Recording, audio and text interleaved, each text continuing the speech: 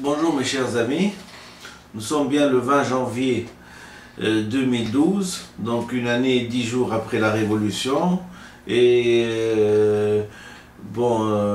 les arrivistes sont arrivés, donc ils se sont accaparés les places pour faire de la politique, ce qu'ils conçoivent être comme politique, mais que j'ai dit que la politique c'est beaucoup plus complexe que ce qu'ils croient, et que leur niveau culturel n'était pas à un niveau pour diriger un pays, et que s'ils s'accaparaient le pouvoir, on allait à notre perte. Eh ben, les choses ne se sont pas tassées, il y a des manifestations partout, on coupe les routes partout, il y a des grèves partout, et donc, comme je l'ai dit, comme je l'ai prédit, dans une de mes vidéos, et je pense bien que ce soit la dernière vidéo que j'ai enregistrée, que le problème était un problème mental, et que les capacités mentales des dirigeants, depuis 54 ans, n'ont pas été à la hauteur de la tâche qu'ils aimeraient bien faire. Bien qu'ils sont en train de promettre monts et merveilles, le pays va à sa perte. Le pays va à sa perte. Ce n'est pas un problème, donc c'est un problème qui n'est pas un problème verbal, mais un problème structural. Je vais essayer de vous dire, puisque le dernier ministre nous a amené des documents et il a commencé à nous faire des promesses d'ivrogne sur ce qu'il va faire et sur le nombre innombrable de travailleurs qu'il va embaucher cette année, et qu'il s'agissait de rester tranquille et d'attendre le paradis qui s'achemine vers nous petit à petit. Mais il faudrait donner le temps au temps, comme on dit, et que ça a été exactement la phrase du président, il faut leur donner le temps. Malheureusement, je vais vous dire quelque chose, c'est que quand une population entière est dans une impasse, il vaut mieux ne pas laisser de temps, parce que le temps perdu ne se rattrape plus. Et ne se rattrape plus. Et je vais vous décrire juste une petite image, un petit scénario, vous allez comprendre. Quand on donne le temps à quelque chose qui est bien structuré, on arrive à obtenir des résultats. On arrive à élever le niveau de vie des gens. On arrive à les faire sortir de la misère et du chômage et tout. Mais quand la structure même du pays, elle n'est pas bien, et que nous avons un problème structural et non pas un problème verbal, vous comprenez très bien que ça ne sert absolument à rien de promettre monts et merveilles, et qui connaît des capitaux énormes. Ce n'est pas un problème de capitaux. Je l'ai dit, je ne l'ai même pas dit maintenant, je l'ai dit quand je me suis présenté à la direction du FMI, la direction du FMI, où j'ai été éliminé, bien sûr, en tant que récalcitrant et en tant que arabe et musulman, prenant mes aises pour postuler à cette candidature. Mais je l'ai dit, tant qu'on ne respectant pas l'humain, tant que nous ne respectons pas les données de la nature, on n'a pas besoin de capitaux, on a besoin de structures. C'est exactement pareil. Imaginez un petit peu les deux tours jumelles qui ont été effondrées par deux avions, où ce ramassis de débris, de pierres et de trucs,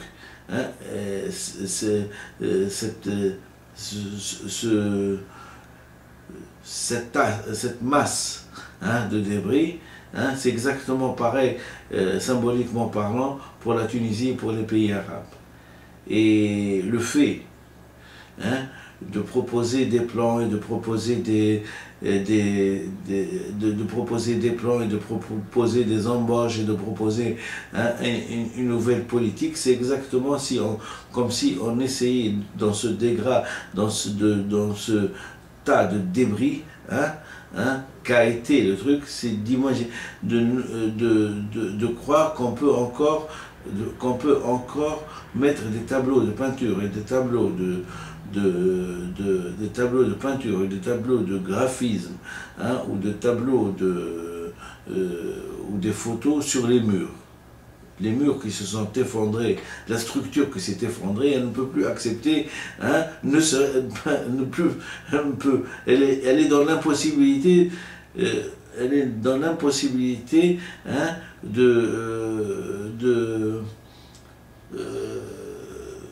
de soutenir même des tableaux, puisqu'il n'y a plus de murs. Donc nous ne sommes pas pareils. Notre problème, la révolution, elle a fait exactement pareil. Elle a déstructuré les classes politiques, elle a déstructuré la société, et qu'il va falloir refondre, et il va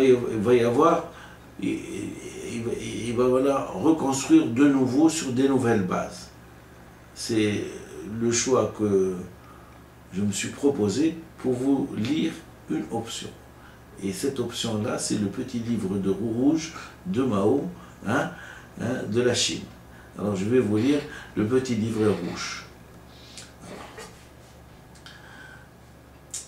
Et à chaque fois, par reconnaissance à la Chine, et par reconnaissance à son éminence Mao Tse-tung, je vais vous lire exactement par où sont passés, parce qu'ils étaient exactement, dans notre cas, un tas de débris, et comment ils se sont reconstruits.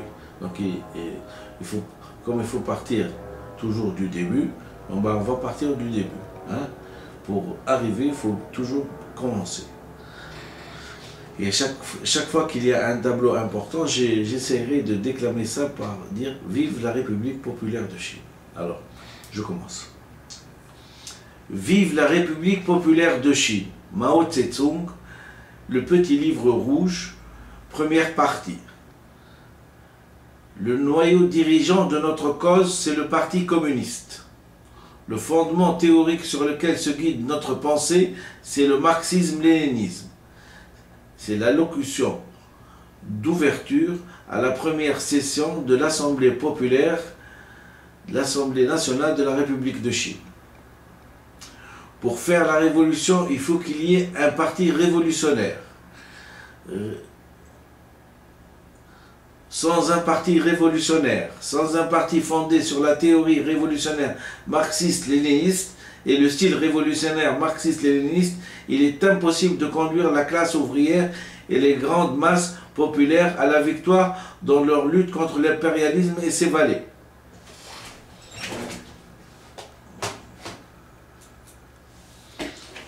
Vive la République populaire de Chine, force révolutionnaire du monde entier, unissez-vous, combattez l'agression impérialiste. Novembre 1948, œuvre choisie de Mao Tse-tung, tome 4. Sans les efforts du Parti communiste chinois, sans les communistes chinois, ces piliers du peuple, il est impossible à la Chine de conquérir son indépendance et d'obtenir sa libération. Il lui sera impossible également de réaliser son industrialisation et de moderniser son agriculture. Du gouvernement de coalition, 24 avril 1945, œuvre choisie de Mao Tse-tung, tome 3. Le Parti communiste chinois constitue le noyau dirigeant du peuple chinois tout entier. Sans un tel noyau, la cause du socialisme ne saurait triompher. Vive la République populaire de Chine. Allocution à la réception accordée aux délégués du 3e congrès de la Ligue de la jeunesse de démocratie nouvelle de Chine, 25 mai 1957. Pour faire la révolution, il faut qu'il y ait un parti révolutionnaire. Sans un parti révolutionnaire, sans un parti fondé sur la théorie révolutionnaire marxiste-léniniste et le style révolutionnaire marxiste-léniniste, il est impossible de conduire la classe ouvrière et les grandes masses populaires à la victoire dans leur lutte contre l'impérialisme et ses valets. Forces révolutionnaires du monde entier, unissez-vous, combattez l'agression impérialiste. Novembre 1948, œuvre choisie de Mao Tse-tung, tome 4. Sans les efforts du Parti communiste chinois, sans les communistes chinois, ces piliers du peuple, il sera impossible à la Chine de conquérir son indépendance et d'obtenir sa libération. Il lui sera impossible également de réaliser son industrialisation et moderniser son agriculture. Du gouvernement de coalition, 24 avril 1945, œuvre choisie de Mao Tse-tung. Le Parti communiste chinois constitue le noyau dirigeant du peuple chinois tout entier. Sans un tel noyau, la cause du socialisme ne saurait triompher.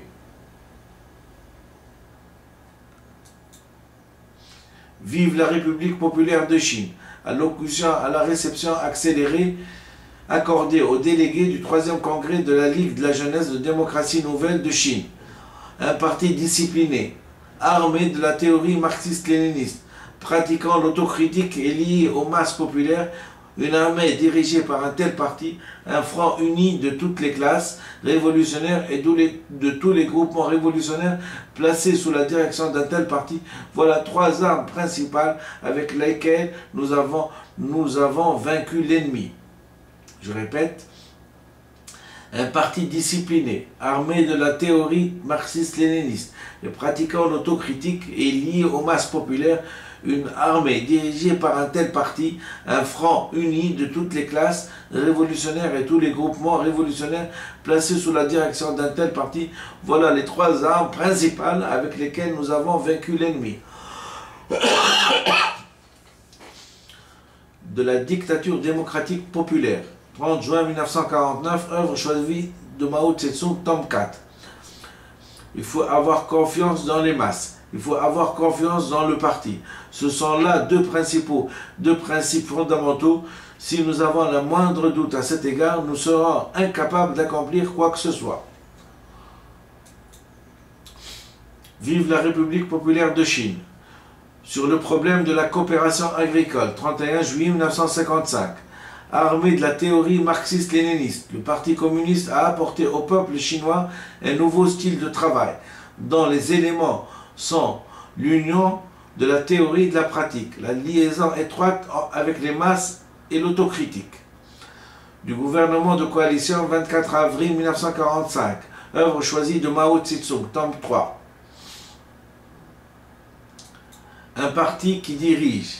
Un grand mouvement révolutionnaire ne saurait mener à la victoire sans théorie révolutionnaire, sans connaissance de l'histoire, sans une compréhension profonde du mouvement dans sa réalité. Un parti qui dirige. Un grand mouvement révolutionnaire ne saurait le mener à la victoire sans théorie révolutionnaire, sans connaissance de l'histoire, sans une compréhension profonde du mouvement dans sa réalité.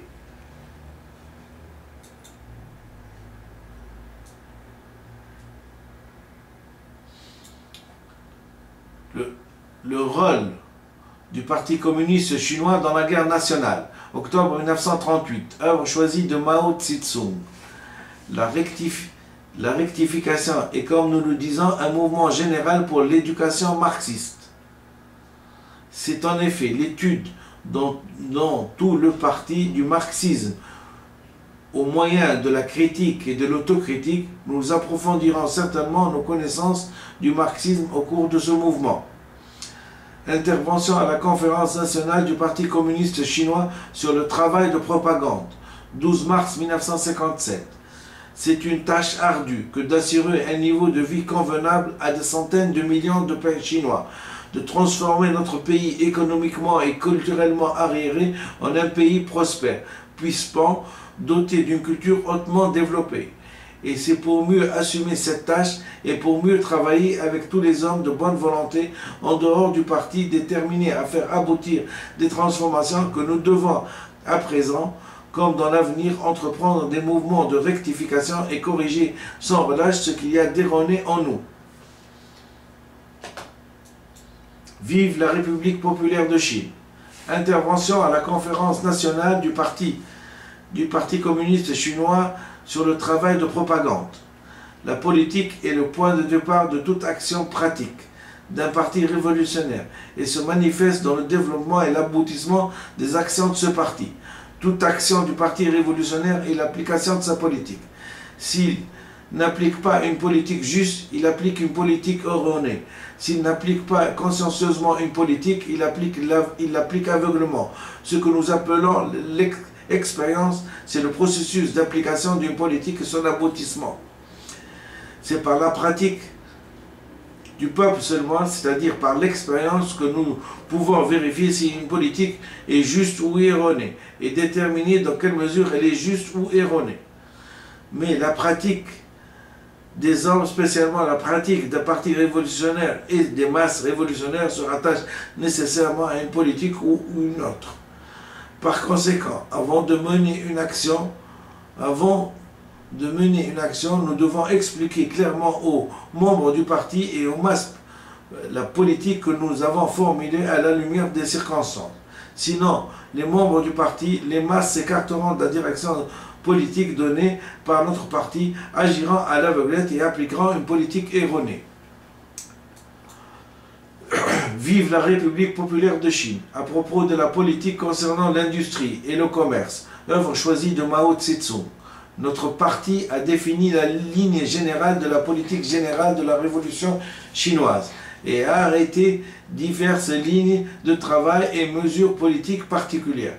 Toutefois, il arrive souvent que les camarades retiennent des lignes de travail et mesurent les politiques particulières et oublient la ligne générale de la politique générale du parti. Si vraiment nous oublions, nous serons les révolutionnaires aveugles, des demi-révolutionnaires, à l'esprit confus, en appliquant une ligne de travail et les mesures politiques particulières, nous perdrons le nord, nous pencherons tantôt à gauche, tantôt à droite, et notre travail en souffrira.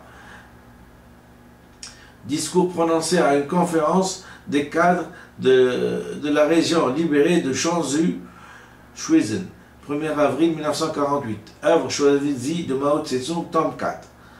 Politique et tactique sans politique et tactique sans la vie même du parti. Les camarades dirigeants à tous les échelons doivent leur accorder la plus grande attention et ne jamais se montrer négligents à cet égard. Circulaire sur la situation 20 avril 1948, œuvre choisie de Mao Tse-tung, tome 4. Voilà, j'ai tenu à vous lire le premier livre, le premier chapitre du petit livre rouge de Mao Tse-tung. Bien sûr, en ayant une arrière-idée dans la tête, c'est que nous essayerons, si nous voulons être vraiment des véritables révolutionnaires, et que nous avons mérité cette révolution et que les martyrs qui sont tombés sur les trottoirs avec leur sang, hein, si on devait leur être conforme à leur mémoire, on devrait appliquer à la révolution qui est déjà une révolution en elle-même, puisque du point de vue culture, elle propose pour la langue arabe un changement des lettres latines, et donc le respect de l'acquis phylogénique est une donnée naturelle de la vie. Hein, chaque être humain naît avec son acquis phylogénique, et d'écrire de gauche à droite, c'est déjà une révolution culturelle, mais plus qu'une révolution culturelle, nous préconisons une politique pour que la révolution réussisse, et c'est vraiment la politique du marxisme-léninisme, donc la politique communiste, hein, ce qu'a préconisé Mao Tse-tung quand il a trouvé son pays en plein débris, comme un amas de gravats, un amas de gravats, et qu'il a pu le reconstruire. Et nous voyons chaque jour que c'est devenu la première puissance mondiale, hein, la première puissance mondiale, et qu'elle mérite sa place à force de travail, à force de silence, à force de culture, et à force de conviction. ceci dit, comme Mao Tse-tung, c'est vraiment pas la place de dirigeant et de pouvoir serrer les mains et de pouvoir